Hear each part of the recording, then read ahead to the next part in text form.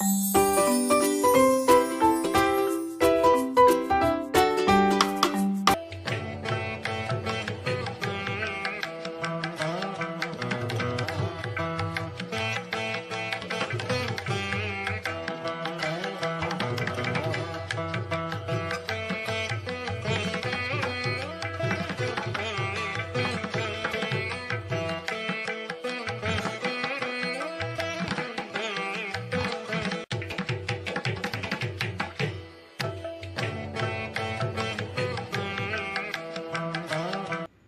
Hello friends, welcome back to my channel middle class life style. ಇವತ್ತಿನ ಈ ವ್ಲಾಗ್ನ ಶುರು ಮಾಡ್ತಾ ಇದ್ದೀನಿ. ಇವತ್ತು ನವರಾತ್ರಿಯ 5ನೇ ದಿವಸ.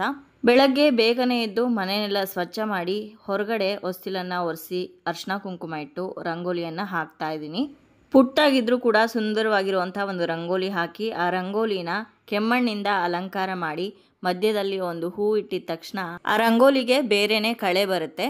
ಇನ್ನು ಪೂಜೆಗೆ ಯಾವ್ದಾವ್ದು ಬೇಕೋ ಅದೆಲ್ಲ ಹೂ ರೆಡಿ ಮಾಡ್ಕೊಂಡಿದ್ದೀನಿ. ಹಾಗೆ ನಮ್ಮ ಗಿಡದಲ್ಲೂ ಕೂಡ ಕೆಲವೊಂದು ಹೂಗಳು ಸಿಕ್ಕಿತ್ತು, ಅದನ್ನೆಲ್ಲ ತೊಗೊಂಡು ಬಂದೆ. ಇವಾಗ ಸ್ನಾನ ಮುಗಿಸ್ಕೊಂಡು ಬಂದು ಇವತ್ತಿನ ಬಣ್ಣ ಬಿಳಿ ಬಣ್ಣ.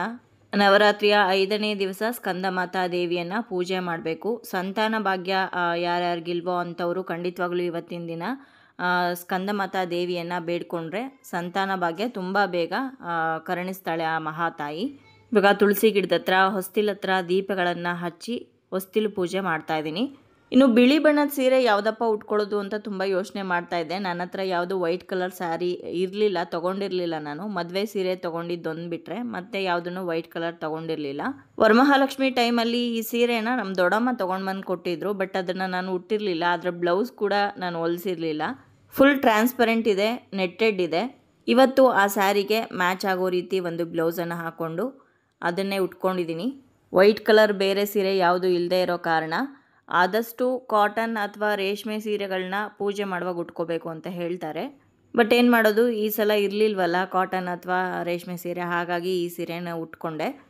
ಹೊಸ್ತಿಲ್ ಪೂಜೆ ಎಲ್ಲ ಮುಗಿಸ್ಕೊಂಡು ಬಂದು ಇವಾಗ ದೇವ್ರ ಮನೆ ಬಾಗಿಲು ತೆಗೆದಿದ್ದೀನಿ. ಅಖಂಡ ದೀಪ ಬೆಳಗ್ತಾ ಇದೆ. ದೇವ್ರ ಮನೆ ಲೈಟ್ ಹಾಕಿ ಬಲ್ಗಾಲಿಟ್ಟು ದೇವ್ರ ಮನೆ ಒಳಗಡೆ ಹೋಗಿ ದೇವ್ರ ಮೇಲಿರುವಂಥ ಹಳೆ ಹೂಗಳನ್ನೆಲ್ಲ ತೆಗಿತಾ ಇದ್ದೀನಿ. ಪ್ರತಿದಿನ ಹೂವನ್ನು ಬದಲಾಯಿಸಲೇಬೇಕು. ಇನ್ನು ನವರಾತ್ರಿಯ 5ನೇ ದಿವಸ ಸ್ಕಂದ ಮಾತಾ ದೇವಿಯ ಪೂಜೆಯನ್ನು ಮಾಡೋದಕ್ಕೆ ನೈವೇದ್ಯ ಏನು ಮಾಡ್ಬೋದು ಅಂತಂದರೆ ಬಾಳೆಹಣ್ಣಿನ ರಸಾಯನ ಮಾಡ್ಬೋದು, ಅಥವಾ ಬಾಳೆಹಣ್ಣನ್ನು ಹಾಕಿ ದೋಸೆ ಮಾಡ್ತಾರೆ, ಸಿಹಿ ದೋಸೆ, ಅದನ್ನು ಕೂಡ ಮಾಡ್ಬೋದು. ನಾನಿವತ್ತು ಬಾಳೆಹಣ್ಣಿನ ರಸಾಯನ ಮಾಡಿದ್ದೀನಿ. ಸ್ಕಂದ ಮಾತಾ ದೇವಿಗೆ ಬಾಳೆಹಣ್ಣನ್ನು ನೈವೇದ್ಯಕ್ಕೆ ಇಡಬೇಕು, ಅಥವಾ ಬಾಳೆಯಿಂದ ಮಾಡಿರೋ ಅಂಥ ಬೇರೆ ಯಾವುದೇ ನೈವೇದ್ಯವನ್ನು ಇಡ್ಬೋದು. ಹಾಗಾಗಿ ಸರಳವಾಗಿ ಆಗೋವಂಥ ಬಾಳೆಹಣ್ಣಿನ ರಸಾಯನವನ್ನು ಮಾಡಿ ಇವಾಗ ಅಖಂಡ ದೀಪಕ್ಕೆಲ್ಲ ಎಣ್ಣೆ ಹಾಕ್ತಾ ಇದ್ದೀನಿ. ದೀಪ ದೊಡ್ಡದಾಗಿದ್ದರೆ ನಮಗೆ ಅನುಕೂಲ. ನೋಡಿ, ರಾತ್ರಿ ಮಲಗುವಾಗ ಎಣ್ಣೆ ಹಾಕಿದ್ದೆ, ಅರ್ಧದಷ್ಟು ಮಾತ್ರನೇ ಖಾಲಿ ಆಗಿದೆ. ಇನ್ನು ಸಂಜೆವರೆಗೂ ಕೂಡ ನಾನು ಎಣ್ಣೆ ಹಾಕಲಿಲ್ಲ ಅಂದ್ರೂ ಕೂಡ ಬೆಳಗ್ತಾನೆ ಇರುತ್ತೆ. ಆದರೂ ಕೆಲವೊಂದು ಸಲ ಮರ್ತೋಗ್ಬಿಡ್ತೀವಿ ಅನ್ನೋ ಕಾರಣಕ್ಕೆ ಅರ್ಧ ಖಾಲಿ ಆಗಿದ್ರೂ ಕೂಡ ಮತ್ತೆ ಪೂರ್ತಿಯಾಗಿ ನಾನು ಎಣ್ಣೆಯನ್ನು ಹಾಕ್ತೀನಿ, ಬೆಳಗ್ಗೆ ಮತ್ತು ಸಾಯಂಕಾಲ, ರಾತ್ರಿ ಮಲಗುವಾಗ ಒಂದು ಸಲ. ಇನ್ನು ಇವತ್ತು ತಾಂಬೂಲಕ್ಕೆ ಹಳೆ ಹಣ್ಣುಗಳನ್ನ ಇಟ್ಟಿದ್ನಲ್ಲ ಅದನ್ನೆಲ್ಲ ಬದಲಾಯಿಸಿ ಬಾಳೆಹಣ್ಣನ್ನು ಇಟ್ಟಿದ್ದೀನಿ. ಇನ್ನು ಇವತ್ತು ಸ್ಕಂದ ಮಾತಾ ದೇವಿಗೆ ಗುಲಾಬಿ ಹೂಗಳು ಅಂದರೆ ಅತ್ಯಂತ ಪ್ರಿಯ. ಹಾಗಾಗಿ ಗುಲಾಬಿ ಹೂಗಳನ್ನು ಇಟ್ಟು ಅಲಂಕಾರ ಮಾಡಬೇಕು. ಹಾಗಾಗಿ ಗುಲಾಬಿ ಹೂವಿನ ಹಾರವನ್ನು ಕಳಸಕ್ಕೆ ಹಾಕಿದ್ದೀನಿ. ಜೊತೆಗೆ ದುರ್ಗಾದೇವಿ ಫೋಟೋಗೆ, ಗೊಂಬೆಗಳಿಗೆ, ಕಳಸಕ್ಕೆ, ದೀಪಗಳಿಗೆ, ಹಾಗೆ ಇಟ್ಟಿರೋವಂಥ ಎಲ್ಲ ವಿಗ್ರಹಗಳಿಗೂ ಕೂಡ ಹೂವನ್ನು ಇಟ್ಟು ಅಲಂಕಾರ ಮಾಡ್ತೀನಿ. ಪೂಜೆಗೆ ಎಲ್ಲನೂ ತಯಾರಿ ಆದ ನಂತರ ಕಳಸಕ್ಕೆ, ಅಖಂಡ ದೀಪಕ್ಕೆ, ಹಾಗೆ ದುರ್ಗಾ ಫೋಟೋಗೆ ಎಲ್ಲದಕ್ಕೂ ಕೂಡ ಅರ್ಶಿನ ಕುಂಕುಮ ಅಕ್ಷತೆಯನ್ನು ಅರ್ಪಿಸಿ ಧೂಪವನ್ನು ತೋರಿಸಿ ಪೂಜೆಯನ್ನು ಮಾಡ್ತೀನಿ. ಪೂಜೆ ಮಾಡುವಾಗ ಹೆಣ್ಮಕ್ಳು ಸೀರೆ ಉಟ್ಕೊಂಡು ಪೂಜೆ ಮಾಡಿದ್ರೆ ತುಂಬ ಶ್ರೇಷ್ಠ ಅಂತ ಹೇಳ್ತಾರೆ. ಜೊತೆಗೆ ಹಣೆಯಲ್ಲಿ ಕುಂಕುಮ ಇರಬೇಕು, ಸುಮಂಗಲಿಯರಾಗಿದ್ದರೆ ಅರ್ಶಿನವನ್ನು ಹಚ್ಕೋಬೇಕು, ಕೈಗೆ ಬಳೆಗಳನ್ನ ಹಾಕಿರಬೇಕು. ಸಾಧ್ಯವಾದರೆ ಮದರಂಗಿ ಅಂದರೆ ಗೋರಂಟಿಯನ್ನು ಕೂಡ ವಿಶೇಷ ದಿನಗಳಲ್ಲಿ ಹಾಕ್ಕೊಂಡ್ರೆ ತುಂಬ ಒಳ್ಳೆಯದು.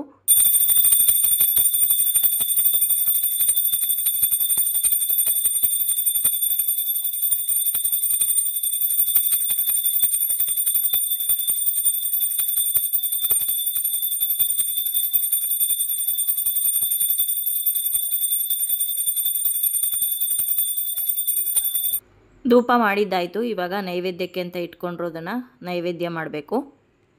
ನೈವೇದ್ಯ ಮಾಡಿದ್ದಾದ ನಂತರ ಕರ್ಪೂರವನ್ನು ಹಚ್ಕೊಂಡು ಮಹಾಮಂಗಳಾರತಿಯನ್ನು ಮಾಡಬೇಕು.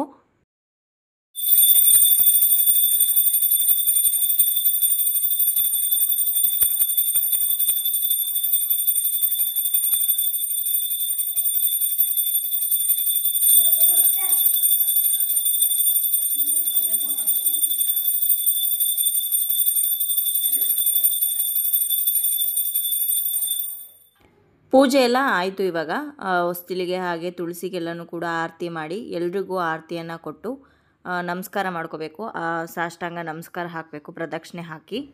ಇನ್ನು ನಿನ್ನೆ ಸಂಜೆ ನಾನು ದೇವಿ ಮಹಾತ್ಮೆ ಪುಸ್ತಕವನ್ನು ಓದ್ತಾ ಇದ್ದೆ. ಹಾಗೆ ಯಾರೋ ಒಬ್ಬರು ಕಮೆಂಟಲ್ಲಿ ಕೇಳಿದರು, ದೇವಿ ಮಹಾತ್ಮೆ ಪುಸ್ತಕ ನೀವು ಯಾವುದು ಓದ್ತಾ ಇದ್ದೀರೋ ಅದನ್ನು ತೋರಿಸಿ ಅಂದ್ಬಿಟ್ಟು. ನಾನು ಆಲ್ರೆಡಿ ನನ್ನ ಹಿಂದಿನ ವಿಡಿಯೋದಲ್ಲಿ ತೋರಿಸಿದ್ದೀನಿ ಪುಸ್ತಕವನ್ನು. ಇವತ್ತು ಅದರಲ್ಲಿ ಒಂದು ಅಧ್ಯಾಯ, 8ನೇ ಅಧ್ಯಾಯದಲ್ಲಿ ಮಹಿಷಾಸುರ ಮರ್ದನವನ್ನು ದೇವಿ ಮಾಡ್ತಾಳೆ. ಅದಾದ ನಂತರ ದೇವಾನುದೇವತೆಗಳು ದೇವಿಯನ್ನು ಯಾವ ರೀತಿ ಸ್ತೋತ್ರ ಮಾಡ್ತಾರೆ, ಯಾವ ರೀತಿ ಆಕೆಯನ್ನು ಬೇಡ್ಕೋತಾರೆ ಅನ್ನೋದನ್ನು ತುಂಬ ಚೆನ್ನಾಗಿ ಅದರಲ್ಲಿ ವಿವರಿಸಿದ್ದಾರೆ. ಅದನ್ನು ಇವತ್ತು ಓದಿ ನಿಮಗೆ ಹೇಳ್ತಾ ಇದ್ದೀನಿ, ಕೇಳಿಸ್ಕೊಳ್ಳಿ. ಆ ಮಹಾತಾಯಿ ನಿಮ್ಮೆಲ್ಲರಿಗೂ ಒಳ್ಳೇದು ಮಾಡಲಿ. ಹೇ ತಾಯಿ ಜಗನ್ಮಾತೆ, ನಾವೆಲ್ಲ ನಿನ್ನ ಮಕ್ಕಳು. ಪ್ರತಿಕ್ಷಣದಲ್ಲೂ ಎಲ್ಲರಲ್ಲೂ ಸಂಚನ ತರುವ ಶಕ್ತಿ ನೀನೇ ದೇವಿ. ದೇವತೆಗಳು, ಮಾನವರು, ಎಲ್ಲ ಜೀವಾತ್ಮರು ನಿನ್ನನ್ನು ಸ್ತುತಿಸುವರು. ನಿನ್ನ ಪ್ರಕಾಶ ನಮ್ಮೆಲ್ಲರ ಸುತ್ತ ಹಬ್ಬಿದೆ. ನೀನೇ ನಮ್ಮ ತಂದೆ ತಾಯಿ, ಬಂಧು ಬಳಗ, ನೀನೇ ನಮ್ಮ ಸರ್ವಸ್ವ. ತಾಯಿ ಪರಾಶಕ್ತಿ, ನಿನ್ನಯ ಪ್ರಕಾಶ ಪ್ರಭೆಯಿಂದಲೇ ಅಗ್ನಿ, ರವಿ, ಶಶಿಗಳು ಕಾಂತಿಯುತವಾಗಿ ಕಾಣುವರು. ನಿನ್ನನ್ನು ಜೀವರು ಅನೇಕ ಹೆಸರುಗಳಿಂದ ಗುರುತಿಸುವವರು. ದುಷ್ಟರನ್ನು ಶಿಕ್ಷಿಸುವವಳು, ಶಿಷ್ಟರನ್ನು ಪೊರೆಯುವವಳು ನೀನೇ ಆಗಿರುವೆ. ಯಾವ ದೇವತೆಯೂ ನಿನ್ನ ಮಹಿಮೆಯನ್ನು ವರ್ಣಿಸಲು ಅಶಕ್ತನಾಗಿದ್ದಾನೆ. ತಾಯಿ ಮಹಾಲಕ್ಷ್ಮಿ, ನಿನ್ನನ್ನು ಪ್ರತಿನಿತ್ಯ ಯಾರು ಪೂಜಿಸಿ ಭಜಿಸಿ ಆಸಕ್ತಿಯಿಂದ ನಿನ್ನ ಸೇವೆಗೈಯುವನೋ ಅವನು ಪರಮ ಪುಣ್ಯಶಾಲಿ. ನಿನ್ನ ಚರಿತ್ರೆಯನ್ನು ಪಠನ ಮಾಡಿದವರಿಗೂ ನಿನ್ನ ಸ್ಮರಣೆ ಮಾಡಿದವರಿಗೂ ನಿನ್ನ ಪಾದದ ಬಳಿ ಸ್ಥಾನ ಖಂಡಿತವಾಗಿಯೂ ದೊರಕುವುದು. ಹೇ ಕರುಣಾಶಾಲಿಯೇ, ನೀನು ದುಷ್ಟರ ವಂಶವನ್ನೇ ನಿರ್ಮೂಲ ಮಾಡಿ ನಿನ್ನ ಸ್ಮರಣೆ ಮಾಡಿದ ಶಿಷ್ಟರನ್ನು ಕಾಯಲು ಆತುರದಿಂದ ಓಡಿ ಬರುವ ತಾಯೇ, ನಿನ್ನನ್ನು ನಾನು ಹೇಗೆ ಎಷ್ಟು ವಿಧದಿಂದ ವಂದಿಸಬೇಕೋ ತಿಳಿಯದಾಗಿದೆ. ನೋಡಿದ್ರಲ್ವಾ, ದೇವಾನುದೇವತೆಗಳೇ ಮಹಿಷಾಸುರನನ್ನು ಸಂಹಾರ ಮಾಡಿದಂಥ ದೇವಿಯನ್ನು ಈ ರೀತಿ ಕೊಂಡಾಡಿ ಯಾರು ನಿನ್ನನ್ನು ಶ್ರದ್ಧೆ ಭಕ್ತಿಯಿಂದ ಪೂಜೆ ಮಾಡ್ತಾರೋ ಅಂಥವರ ರಕ್ಷಣೆಗೆ ಯಾವಾಗಲೂ ನೀನು ಇರ್ತೀಯ ಅನ್ನೋದನ್ನು ಈ ಪುಸ್ತಕದಲ್ಲಿ ಹೇಳಿದ್ದಾರೆ. ಹಾಗಾಗಿನೇ ನವರಾತ್ರಿಯಲ್ಲಿ ದುರ್ಗಾ ಪೂಜೆಯನ್ನು ಮಾಡೋದು ತುಂಬಾ ಶ್ರೇಷ್ಠವಾದಂತಹ ಕೆಲಸ. ಹಾಗೆ ಪ್ರತಿಯೊಬ್ಬರೂ ಕೂಡ ಈ ದೇವಿ ಮಹಾತ್ಮೆ ಪುಸ್ತಕವನ್ನು ಓದೋದು ತುಂಬಾ ಮುಖ್ಯ. ಇದರಲ್ಲಿ ದೇವಿ ಯಾವ ಯಾವ ರೂಪಗಳನ್ನು ತಾಳಿ ರಾಕ್ಷಸರನ್ನು ಸಂಹಾರ ಮಾಡಿದ್ಲು ಅನ್ನೋದನ್ನು ಚೆನ್ನಾಗಿ ಕೊಟ್ಟಿದ್ದಾರೆ. ಶುಂಭ ನಿಶುಂಭರಾಗಿರ್ಬೋದು, ಮಹಿಷಾಸುರನಾಗಿರ್ಬೋದು, ರಕ್ತ ಬೀಜಾಸುರನ, ಇವ್ರನ್ನೆಲ್ಲ ಯಾವ ರೀತಿ ಸಂಹಾರ ಮಾಡಿದ್ಲು ಅನ್ನೋದನ್ನು ತುಂಬ ಚೆನ್ನಾಗಿ ವಿವರಣೆ ಕೊಟ್ಟಿದ್ದಾರೆ ಅದರಲ್ಲಿ. 9ನೇ ಅಧ್ಯಾಯವನ್ನು ಒಂದು ಸ್ವಲ್ಪ ನಾನು ಓದಿ ಹೇಳಿದ್ದೀನಿ ನಿಮಗೆ. ದೇವಿಯನ್ನು ಪೂಜೆ ಮಾಡೋದ್ರಿಂದ, ಆರಾಧನೆ ಮಾಡೋದ್ರಿಂದ ಯಾವ ರೀತಿ ನಮ್ಮನ್ನು ರಕ್ಷಿಸ್ತಾಳೆ ಅನ್ನೋದನ್ನು. ಆ ಪುಸ್ತಕ ನಿಮಗೆ ಎಲ್ಲ ಗ್ರಂಥಿಗೆ ಅಂಗಡಿಗಳಲ್ಲಿ ಸಿಗ್ಬೋದು. ಅದರಲ್ಲೂ ಈ ನವರಾತ್ರಿಯಲ್ಲಂತೂ ಖಂಡಿತವಾಗ್ಲೂ ಸಿಗುತ್ತೆ. ತುಂಬ ಕಡಿಮೆ ಬೆಲೆಗೇ ಸಿಗುತ್ತೆ. ಒಂದು ಸಲ ತೊಗೊಂಡು ಬಂದು ಇಟ್ಕೊಂಡ್ರೆ ನೀವು ಯಾವಾಗ ಬೇಕೋ ಆವಾಗೆಲ್ಲ ಓದ್ಬೋದು. ಅದರಲ್ಲೂ ನವರಾತ್ರಿಯಲ್ಲಿ ಪ್ರತಿದಿನ ಅದನ್ನು ಪಠನೆ ಮಾಡೋದು ಅಥವಾ ಅದನ್ನು ಪಾರಾಯಣ ಮಾಡೋದು ತುಂಬಾ ಒಳ್ಳೆಯದು. ಈ ಪುಸ್ತಕ ಮನೆಯಲ್ಲಿದ್ದರೆ ಯಾವುದೇ ಒಂದು ಕೆಟ್ಟ ಶಕ್ತಿಯೂ ಕೂಡ ನಮ್ಮ ಮನೆ ಒಳಗಡೆ ಪ್ರವೇಶ ಮಾಡೋದಿಲ್ಲ. ಇನ್ನು ಯಾರಿಗಾದ್ರೂ ಮನೆಯಲ್ಲಿ ಆರೋಗ್ಯ ಸಮಸ್ಯೆಗಳು ಕಾಡ್ತಾ ಇದೆ ಅಂತ ಅಂದಾಗ ಒಂದು ತಿಲಕವನ್ನು ಆ ಪುಸ್ತಕದ ಒಳಗಡೆ ಇಟ್ಟು ಒಂದು ದಿನ ಪೂರ್ತಿಯಾಗಿ ಅದರಲ್ಲೇ ಬಿಟ್ಟು ಮಾರನೇ ದಿನಕ್ಕೆ ಆ ತಿಲಕವನ್ನು ತಗೊಂಡೋಗಿ ಯಾರಿಗೆ ಜ್ವರನೋ ಮತ್ತೊಂದೋ ಬಂದಿರುತ್ತಲ್ಲ ಅವರ ಹಣೆಗೆ ಇಟ್ಟರೆ ಆ ರೋಗ ಎಲ್ಲ ಕೂಡ ಗುಣ ಆಗತ್ತೆ ಅಂತಲೂ ಕೂಡ ಅದೇ ಪುಸ್ತಕದಲ್ಲಿ ಹೇಳಿದ್ದಾರೆ. ಸೊ ನೋಡಿದ್ರಲ್ವ ಸ್ನೇಹಿತರೆ, ಇವತ್ತಿನ ಈ ವಿಡಿಯೋದಲ್ಲಿ ನವರಾತ್ರಿಯ 5ನೇ ದಿನದ ಪೂಜೆ ನಮ್ಮ ಮನೆಯಲ್ಲಿ ಹೇಗಾಯಿತು ಅನ್ನೋದನ್ನು ನಿಮ್ಮ ಜೊತೆ ಶೇರ್ ಮಾಡ್ಕೊಂಡಿದ್ದೀನಿ. ಇವತ್ತಿನ ಈ ವಿಡಿಯೋ ನಿಮ್ಮೆಲ್ಲರಿಗೂ ಇಷ್ಟ ಆಗಿರ್ಬೋದು ಅಂತ ಭಾವಿಸ್ತೀನಿ. ಇಷ್ಟ ಆಗಿದ್ರೆ ಲೈಕ್ ಮಾಡಿ, ಬೇರೆಯವ್ರಿಗೂ ಕೂಡ ವಿಡಿಯೋನ ಶೇರ್ ಮಾಡಿ.